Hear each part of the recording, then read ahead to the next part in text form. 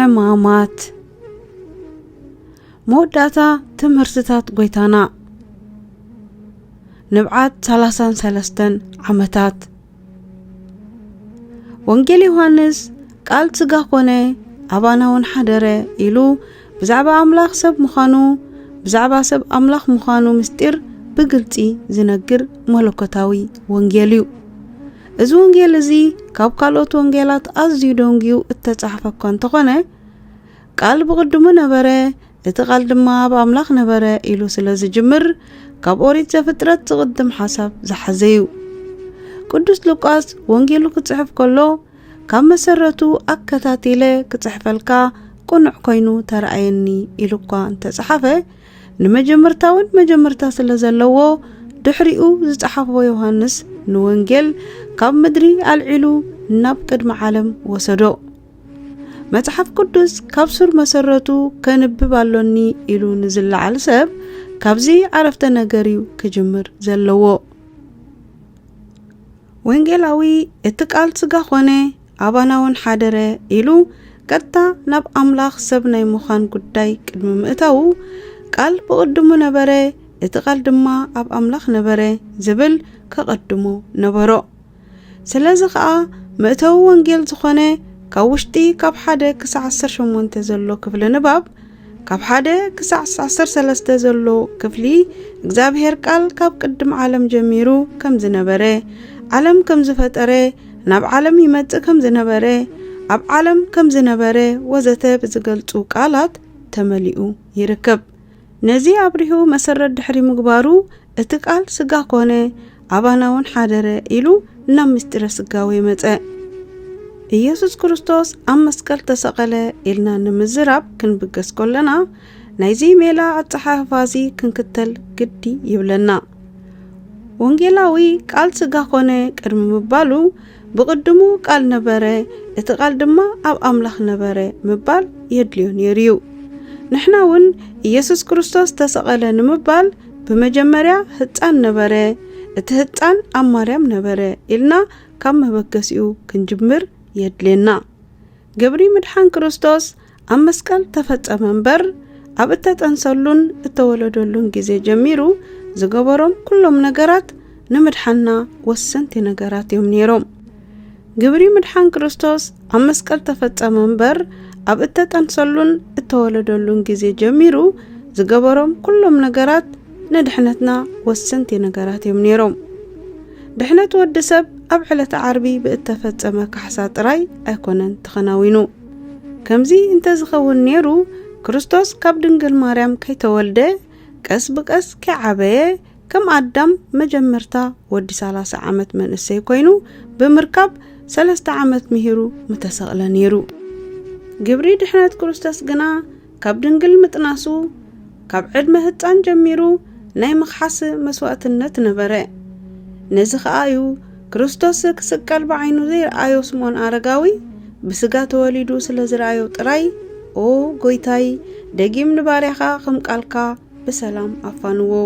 ከመይ ዓይንተይ ነቲ ምድሓንካ ሪኤኖ እየን እዚ ኸኣ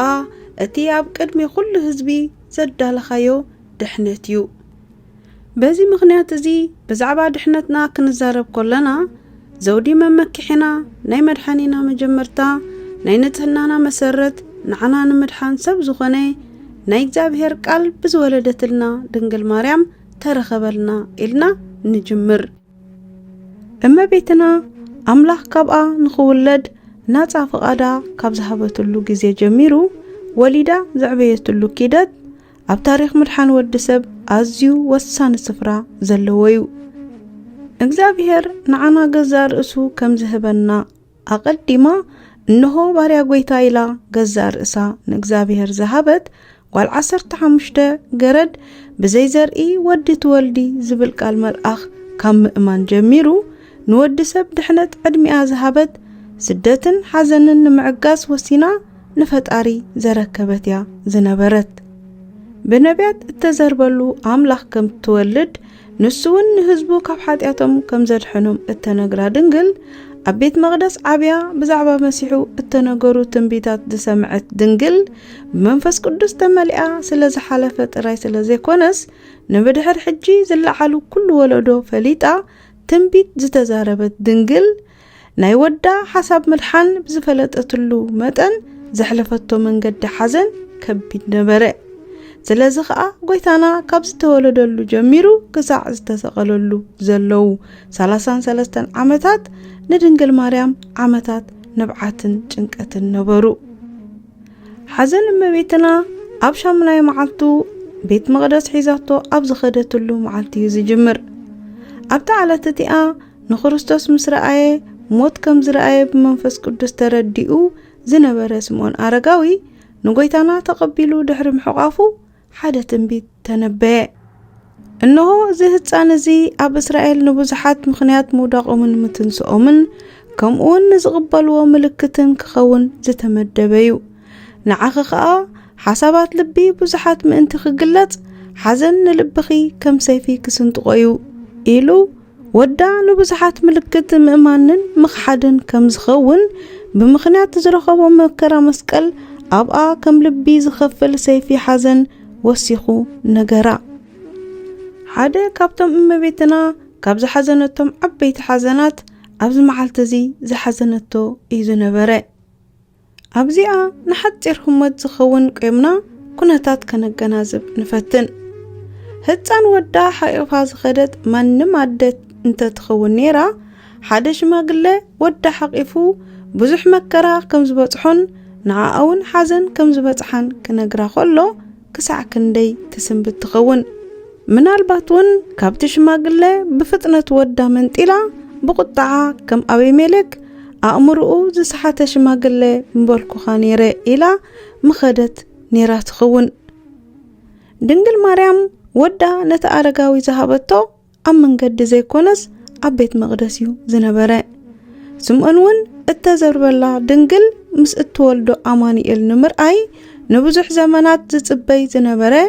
መንፈስ ቅዱስ ዘዛርቦ ጻድቕ ሰብ እምበር ተራ ሽማግለ ኣይነበረን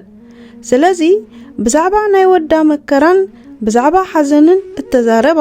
ብመንፈስ ቅዱስ ከም ምዃኑ ትፈልጥ እያ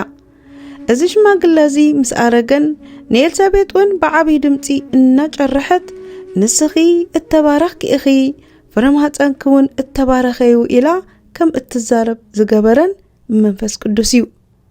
ስለዚ እመቤትና ትንቢት ብዛዕባ ወዳ ካብ ሰማዓትሉ ዕለት ጀሚራ መንገዲ ሓዘን ጀመረት ንጉስ ዳዊት እኳ ብዛዕባ ወዱ እተወልደ ወድኻ ፈጺሙ ክመውት እዩ ኢሎም ምስ ነገርዎ ኣብ ከቢድ ሓዘን ወዲቑ ነበረ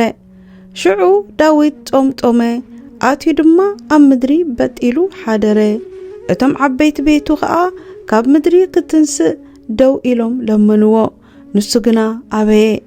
ምስኣቶም ድማ እንጀራ ይበልዐን ንጉስ ዳዊት ብዝሙት ብዛዕባ ዝወለዶ ወዱ ሞት ክንገሮ ከሎ ከምዚ ብሓዘን ኩርሚ ካበለ እመቤትና ብድንግልና ንዝወለደቶ ወዳ ሞቱ ክትሰምዕ ኮላ ክሳዕ ክንደይ ትጭነቕ ትኸውን ምናልባት ወዲ ዳዊት ብኡብኡ ዝመውት ምዃኑ ሓዘኑ ምስ ድሕሪ 30 ዓመታት ወዳ ንዝስቀላደ ኣይነጻጸርን ኢልና ንሓስብ ንኸውን ኮይኑ ግና እዚ ሓቂ እዚ ሓዘና ካብ ሓዘን ዳዊት ኣዝዩ ዝኸፍአ ይገብሮ ኣብዚ መጽሓፍ እዚ ኣብ መእተዊ ምዕራፍ 4 ከም እተመልከትናዮ ታሪኽ አብርሃምን ይስሐቅን እስከ መለስ ኢልና ንዘክሮ አብርሃም ንወዱ ይስሐቅ ከም ዝስውኦ ምስተነገሮ ክሳዕ እምባ ሞርያ 3 መዓልትን 3 ለይትን ምስ ወዱ ተጓዒዙ ነይሩ ወዱ ከም ዝመውት እናሓሰበ ምስ ወዱ እተጓዓዘለን እተን 3 መዓልቲ ንአብርሃም أزين أجنقتي معالتات نبرا ودا أم مسكال كم زموت إن فلتت نسالسان سلستن عمتات حبيراتو زنبرت دنجل كسع كندي تجنق تخون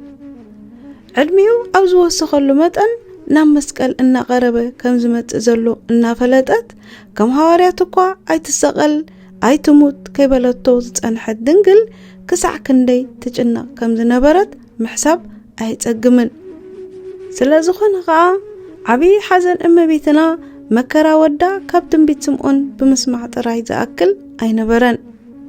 هيرودس عبي نتهت عنك قتلو يدليو أبستبهالتلو جزيخي انت يكون كوينات خون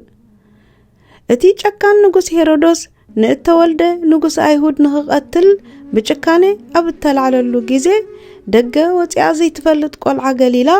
نسا هتان انكلا هتان حقيقا نسدت أو زمرحتلو جزي زنبره حزنك بمنتاي كنقلصينا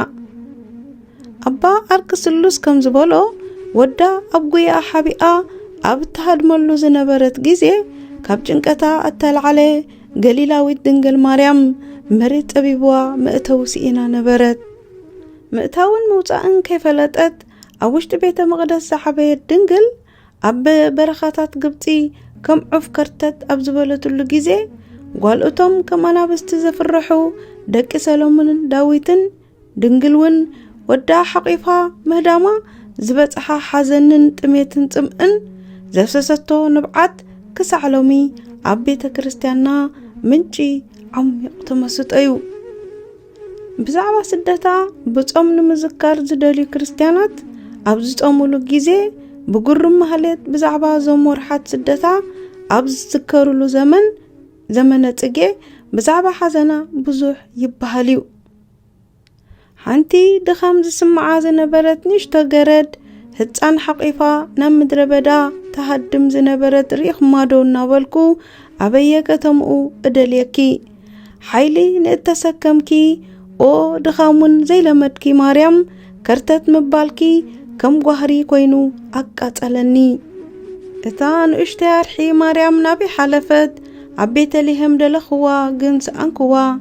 ننبرت قليلا لمنكم اللخو انت رئيخما نقرني من قداون حبرني نابز خدتو ببخيات كختلاي يبل حزن دنقل أوشتاتيو التسمعو دراسي ساقوكا ودنقل زخوني أبا أركسلوس يعقوب ناب قبطي كسدد كله ودخا يوسف اب قبطي تشيميو إلهم أبزنا قورو لقيزي لبو بحقوس تمليئو تميتو كعقسن بتدلا كنبرن يزنبره قعزو أمون كافر أن قبطي بستلع خلهم فلي سرقلا بيت منقست نبره نياقوب زمدو زخونة دنقل مريم قنا ناب قبطي أبزخدتو لقيزي ولا حدث فلت أسب زيلبو يزنبره بحزن نبعتن تملئة نابت أميت مجت أبزي بلو حقوقات كيها تتعينا زنبرت بعالكني حمد زي تفرح مريم انجيرا هوت كريستوس تسكيما من قدي رفراف انجيرا لمنت كم زبلو أملاح حقيفة بتأميتن تمئن كسع ملمان بتحت بأتقلالي اتم 3 عامتات تيوم ديابلوس زساددا سبيتي دنقل مريم دمتهتان كم وحيز أبقدمي أزفسس ووتهدرات هيرودوس ودي كي قتلو لي بزبل جنكتن تميتن تمئن مرير حزن أحلفت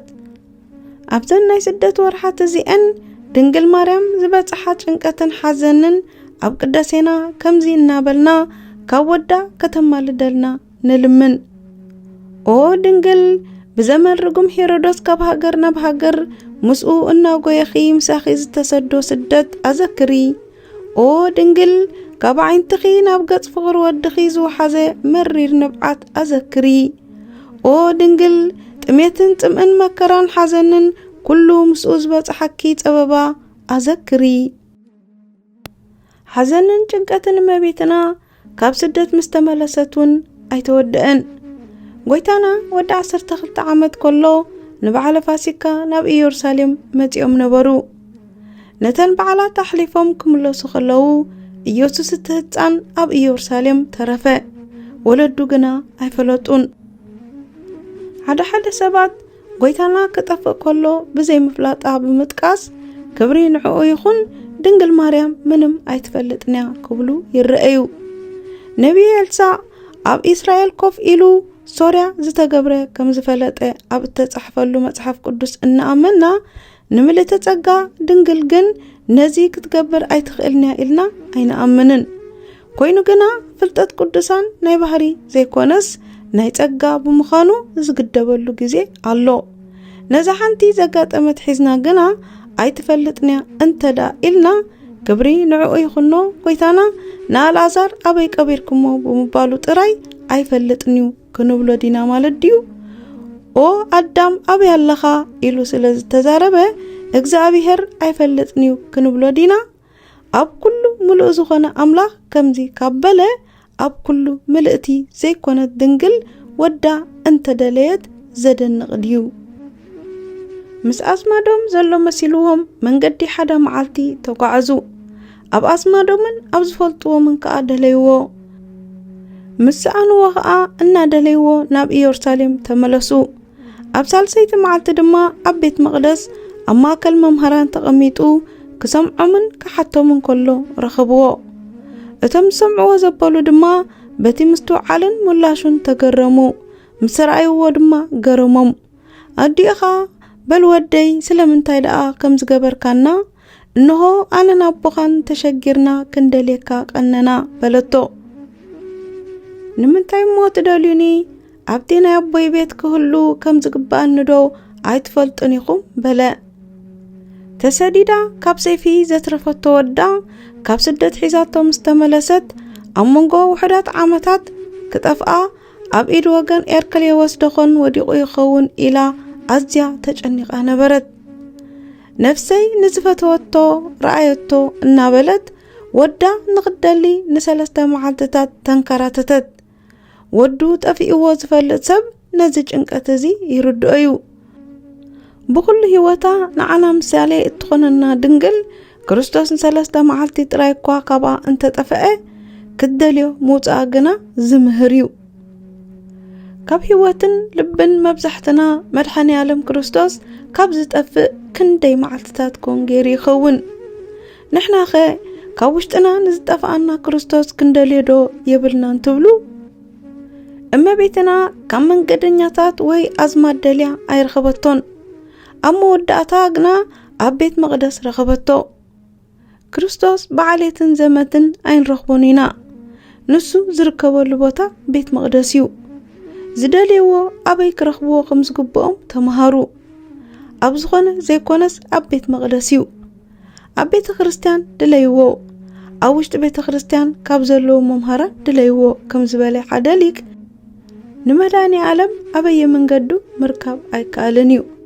ኣብ ቤት መቕደስ ካብ መምሃራን ግን ይርከብ እዩ ብሓቂ ንክርስቶስ ዝረኸበ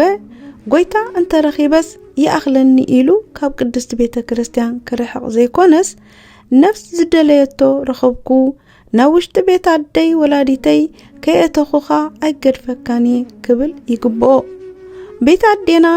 ኣብ ውሽጢ ቤት ኣዴና መድኃኒ ዓለም ክርስቶስ እንረኽበላ ቅድስቲ ቤተ ክርስቲያን እያ ካብ ቤተ ክርስቲያን ወፃኢ ዝርከብ ክርስቶስ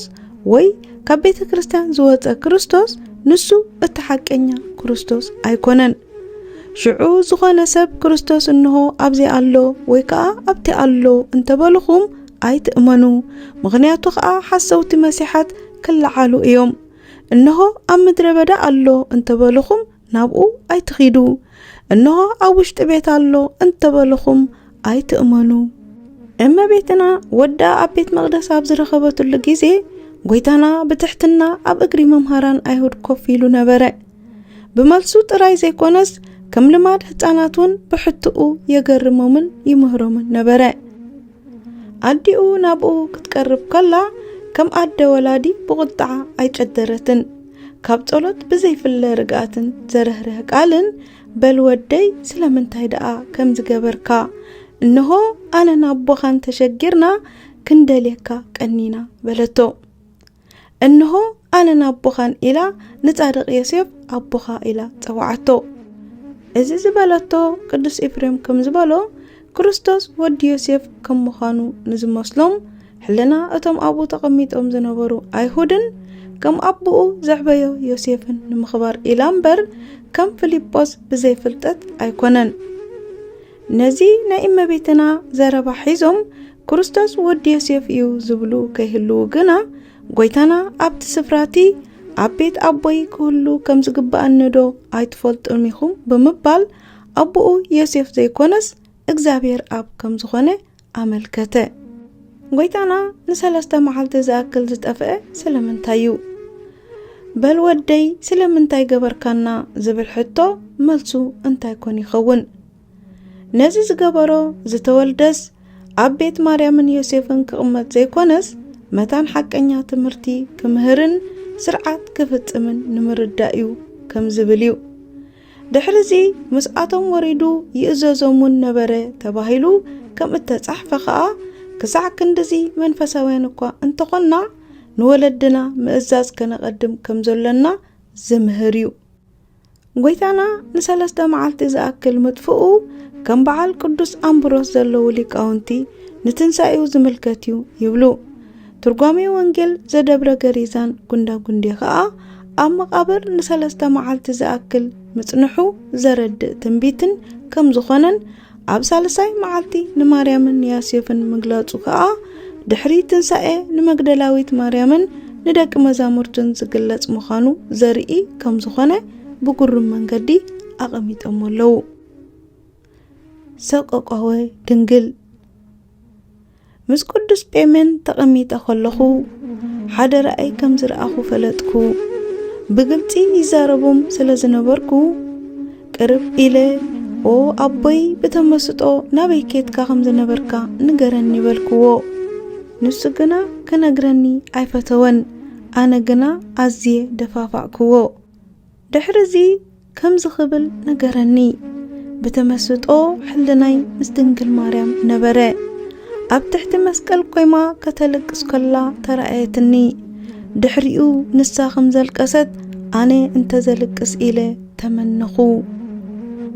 ኣብ ምድሪ ካብ ዘሎ ፍቕሪ ልዕል ኩሉ ዝኾነ ዓሚቕ ፍቕሪ ኣደ ንውላዳ ዘለዎ ፍቕሪ እዩ። ፈጣሪ እኳ ንፍጥረቱ ዘለዎ ጽንዓት ፍቕሪ ንምግላጽ ዝተጠቀሙ መርኣያ ኣደዶ ንፍረ ከርሳ ክሳዕ ዘይትርህርሃሉ ነቲ ዝጠቡ ውላዳ ክትርስዕ ይከኣላዩ ዝብል እዩ ዝነበረ። እግዚአብሔር ጥራይ እኳ ዘይኮነስ መላእኽቲ እውን ጾታ ከም ዘይብሎም እተፈልጠ እኳ እንተኾነ እግዚአብሔር ኣብ መጽሓፍ ቅዱስ ብልማድ ወዲ ሰብ ብሓደ ጾታ ተወኪሉ ተጻሒፉ ይርከብ። ኣብ ምዕራባውያን ንብዙሕ ዓመታት ምኽንያት ዘይምርድኦም ዝኾነ ኣንስታዊ ክልሲ ሓሳብ ዘበጋግሱ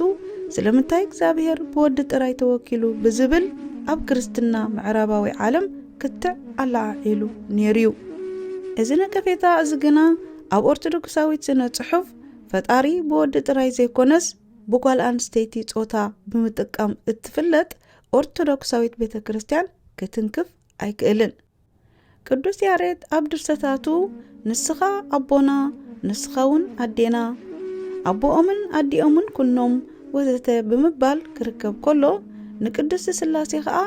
ኦ ብብዝሒ ርሕርሕኦም በኣንስታይ ጾታ እትጽውዑ ስሉስ ቅዱስ ይብል። ብርግጽ እግዚአብሔር ንዓና ከመይ ከም ዝርእየና ንሕና ንዓና ዘለዎ ፍቕሩ ዋላ እኳ እንተኣቐየምናዮ ፍቕሩ ዘይጎድል ምዃኑ ክንርዳእ ምእታን ወለዲ ክንከውን ምግባር እዩ። ሓንቲ ጓል ኣደ ካብ ዝኾነትላ ህሞት ጀሚራ ብዛዕባ ገዛ ርእሳ ምሕሳብ ገዲፋ ግዚኣ ድቃሳ ሓሳባ ገዛ ርእሳ እውን ብተወሳኺ ንዝወለደቶ ህፃን መሃብ ትጅምር። ካብ ኩሉ ዝበልጽ መርኣያ ፍቕሪ ኣደ ወዳ ኣብ ዝሓመመሉ ግዜ እትኾኖ ኩነታት እዩ። ሕማም ወዳ ንዓኣ ዕፅፍ ድርብ ኮይኑ ዘሳቕያ። ብዙሓት ኣዴታት ደቀን ኣብ ክንዲ ዝሓመን ንሳተን ክሓማ ይመርፃ። ውላደን ክቕንዞ ዝቕንዘዋ ክዕንቀፍ ከሎ እሾኽ ክወግኦ ከሎ ይሳቕቓ። ዕድመ እኳ እንተወሰኸ ንሓንቲ ኣደ ውሉዳ ኩሉ ግዜ ህፃን እዩ። ብሕማሙ ምሕማማ بسقايو مسقايا نايوترو حقيو نزي نمردا بعل مياسن لبنا مخانن متأسسار أدن ولادن متنا عيدليكان اسكا نحتير همود أبعلة عربي انت ساقايا ناي حمام سب أدى خرستوس دنقل ماريام أدى بمخانا انتاي كسمعا كم زخيل نحسب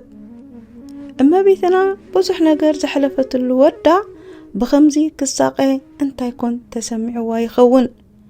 دنقل ماريام أبتعالة تتئا بنبعت التشفنو أعينتا كتري خلا زوعلو نقرات اسكا حدا بحدا نذكرهم عبيت لهم أما بالعمال أبز ولدت اللقيزي بجركي تغليلا زرقستو ودا أب الدباباي أبتعالة تتئا لبسو كقفون عرقانو كقمون رأيت أبدرتا أتقعا أبحقا حزيلا نزع بيتو حدا ودا عطمتو كسع زغطر سقو كسع زمنجت دمو كماي كسع زفسس كقرفو كلو قويما رأيت بجزي نقص هيرودوس بسيفي كي قتل نابرخاتات قبطي كم عف كرتت نزبلت الودع سيفن بترن حيزم كخبو خلو كاب هيرودوس نابيلاتوس انا دفقو كوسدو خلو وتعدرات كبيبهم كهرمو خلو تملكتت دنقلناوي تباقيرا عطبيا نزعبيتو حد ودا حاموتن كربان كستيو رأيت كم قلعة حقيفة حيزاتو كتهدملو أبزي تخيل على تعربي بزح مقرا نزرأيتلو نودا أبزو ودقلو كرقتوو طف كبلولون كهرموون اتا سدتنيا برخاتات قبطي انتا يكون تسمعوا يخون أعداو بعداو حيزا ناي مجمرتا سقومتي هتاننتو باقارو حيزا زمرحتو ولادا أعداون أقارون بمسمار كشنكروو قويما بعين تار آياتو كم هتان كباكي نبعات زدرس دلو ودا أخليل إشوخ أبزدفو لجيزي قطو بدم تعليسو رياتو إيا نسالستا معالتتات رايت أفي خائلة سلمنتاي أجاني كانا زبالة دنقل أب قدميا بأسقاقي كونتات كغسلو خلو كسع كندي زأكل أتفخون تجانيقا تخون أوالد يرسالم انت زي ولد أوكا بسابعونت راي رحريهن بخاتن دوك عنكاب قبرالو بينا بزي أبوز ولدتو أديو كسع كندي بخيخون تخون إسرائيلوان ناي سقازم دنا كم زقلتو أقلالتا عطمان سقان زخون ودا مسكال تساكيمو كودغن كتسئن كتري كلا انت يكون تسمعوا يخون كمانا سبيا زبلو كلهم سب كم مخانا نايدنقل ماريام وعلو على تعربي كمي كخون كم زخل ينقرنا نزخة تغسي متقاسدو يدليوم يخون أبعلة تعربي أبيت مقدس دياقونات بزحزن وردت نباب أبزن ببلو كفلي قبر حمامات أما بيتنا أبتعالة تتئا بزعبا تسمع نقر كمزي بزبل تتحيفو يركب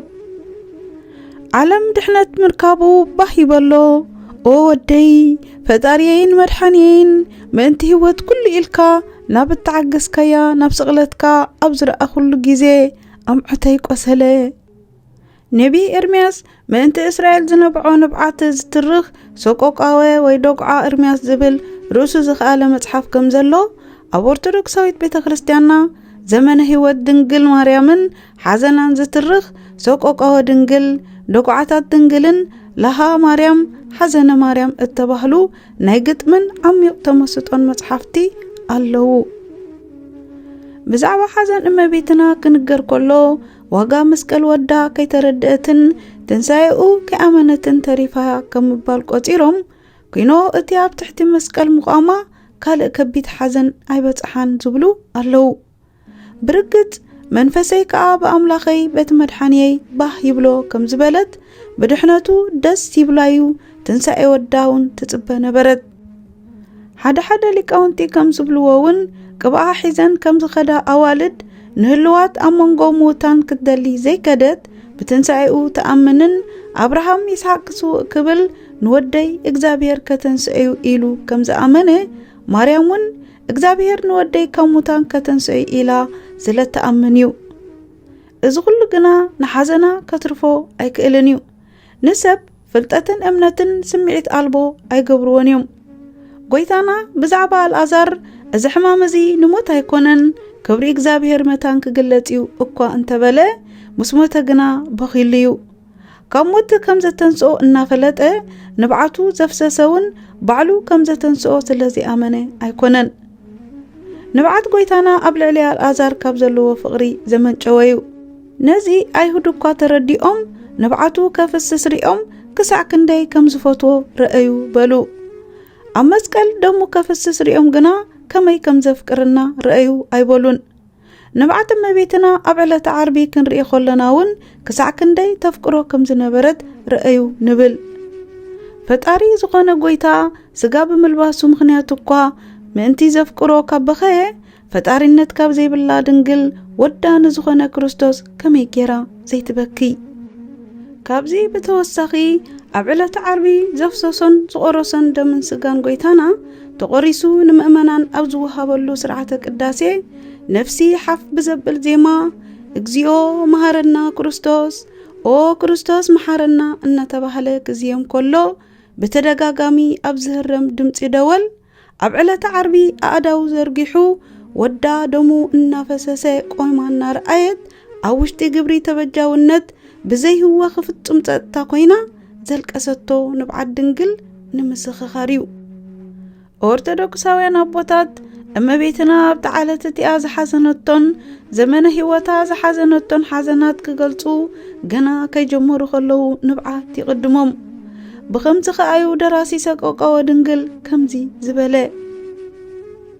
ቀለም ንብዓትና እንጠብጠብኩ ደጉዓ ድንግል እጽሕፍ ኣብ ዝኾነ ጊዜ ከምናታ ዝበለ ሓዘንን ስደትን ዝበጽሖ ሰብ እንተሎ ኮይኑ ዓይነ ልቦና ዘለዎ ሰብ ይብከ። ብሓቂ እውን ዓይነ ልቦና ዘለዎ እንተዘይኮይኑ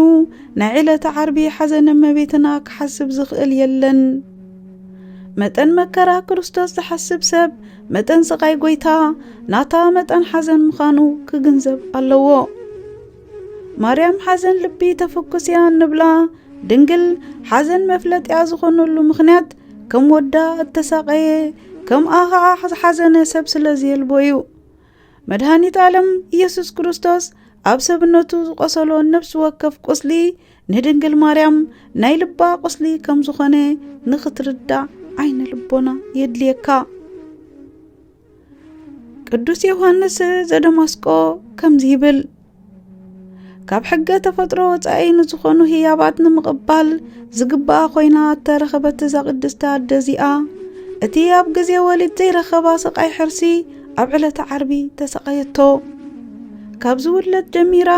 ከም ኣምላኽነቱ ትፈልጦ ወዳ ከም ገበልኛ ክሳቀይን ክመውትን ኣብ ዝረኣየትሉ ግዜ ልባ ብርህራሄ ኣደነት ተሰንጠቐ። ብሰይፊ ከም ዝኽፈልውን ሕልንኣ ናብ ክልተ ተኸፍለ። ብነፍስኺ ሰይፊ ክሓልፍ እዩ ዝተባሃለ ትንቢት ትርጉሙ እዚዩ። ያዕቆብ ካብ 12 ደቁ ኣብሊፁ ዝፈትዎ ንዝነበረ ዮሴፍ ከም ዝሞተ ኣብ ዝተነገረሉ ጊዜ እስከ ናብ ድሕሪት ተመሊስና ንዘክሮ። ብትርጓሜ ቤተ ክርስቲያንና ዮሴፍ ናይ ክርስቶስ መድኃኒ ዓለም ምሳሌ እዩ። ዮሴፍ ነብኡ ዝያዳ የፍቅሮ ከም ዝነበረ ብዛዕባ ክርስቶስ እውን እግዚአብሔር ኣብ ዘፍቅሮ ወደይ እዚዩ ኢልዩ። ዮሴፍ ክስገደሉ ብሕልሚ ኣብ ዝረአየ ጊዜ ኣቦኡ ነዚ ነገር እዚ ይሕልዎ ነበረ ከም ዝብል ንጎይታና እውን ሰብኣ ሰገል ኣብ ዝሰገደሉ ጊዜ ማርያም ግና ነዚ ነገር እዚ ኩሉ ኣብ ልባ ተዋህልሎን ተሓስቦን ነበረት ይብል። ዮሴፍ ኣብ 17 ዓመቱ ከም ዝጠፍአ ጎይታ ድማ ኣብ 12 ዓመቱ ጠፊኡ ነበረ። ዮሴፍ ንኽሽያጥ ሓዊ ይሁዳ ሓሳብ ከም ዘቕረበ ንክርስቶስ እውን ዝሸጦ ይሁዳ ነበረ። ንዮሴፍ ሰይቲ ጲጥፋራ ብዙሕ ጊዜ ብዝሙት ከተውድቆ ተቃሊሳ ኣብ መደቀሲያ ኣብ ዝረኸበቱ እዋን ክዳውንቱ ገዲፍላ ናብ ደገ ወፂኡ ከም ዝነበረ ንክርስቶስ እውን ሞት ብዙሕ ጊዜ ንኸተውድቆ ተቃሊሳ ኣብ መጨረሻ ግና ኣብ መደቀሲ ቤት ኣብ ዝመስል ኣብ ውሽጢ መቃብር ኣብ ዝረኸበትሉ ጊዜ መግነዙ ገዲፍላ ተንስአ። ዮሴፍ ኣብ ቤት ማእሰርቲ ከሎ ክልተ ኣዕሩኽ ከም ዝነበርዎ እሞ እቲ ሓደ ናብ ሞት ክኸይድ ከሎ اتحدقا ناب هوت كيدو نبرا غويتاناون ام مسقل مسكلتا كترتي اتسقلا كخون كله كاب كلتيوم حديوم ناب جنت اتوى نيوسف احواتو غزا اموتو كم زردؤو منغدنياتات ايماوس كا موت غويتانا نعون غويتا اردؤو يوسف نزخدعو احواتو اي تفرحو حوخم ايه إلو كم زغربهم نغويتانا ام مكرا غديفم وزهادمو حواريات انا ايه إلو شنكارو كم زدهسسو غبروم